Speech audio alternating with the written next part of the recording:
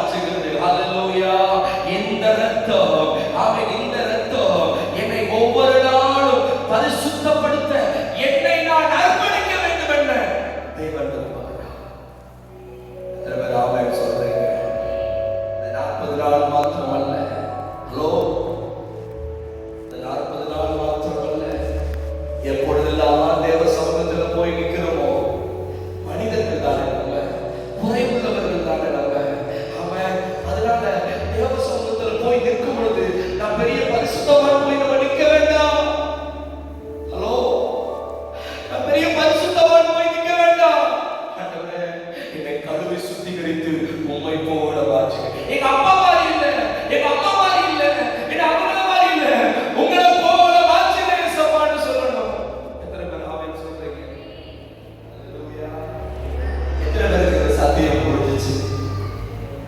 ஹல்லேலூயா. புரிந்ததற்கான நீங்க பாக்கியவான்கள்.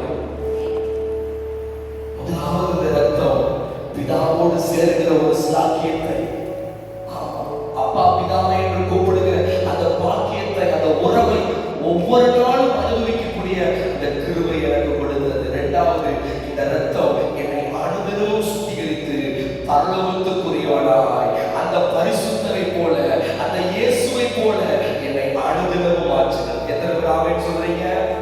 சில பேர் சொல்லுவாங்கல்ல, என்ன அவன் தாத்தா மாதிரி இருக்கானே, அவன் தாத்தா மாதிரி பண்ணிட்டு இருக்கிறான். இதெல்லாம் என்னது? என்னது? ஜென்ம சுபாவம். அப்படி கோபம், அவன் தாத்தா அப்படிதானே கோபப்படுவாரு. இவங்க அப்படிதானே, இவங்க அப்பா அப்படிதானே செய்வாரு. இதெல்லாம் என்னது?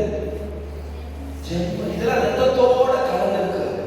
இதெல்லாம் அடிக்கப்படணும்னா இந்த ரத்தம் நம்மை ஒவ்வொரு நாளும் சுத்திகரிக்க வேண்டும். ஆமென். சொல்லணும், உங்களை பார்க்கப்படுறது, ஐயா பார்க்க சொல்லணும், இவர் அப்படி இருந்தவர், நீங்க இயேசு போல மாறிட்டாரு, சுபாவம் மாறிடுச்சு, சாந்தம் வந்துருச்சு, அமைதல் வந்துருச்சு. கொஞ்சம் கடினம் தான், கொஞ்சம் கடினம் தான், ஒரு நாள் வராது, கொஞ்சம் கடினம் தான். ஆனா ஒவ்வொரு நாளும் நம்ம பலிபீடத்துல உட்கார்ந்து, உங்க ரத்தத்தினால என்னை கழுவு, இந்த கோபம், இந்த சுபாவம்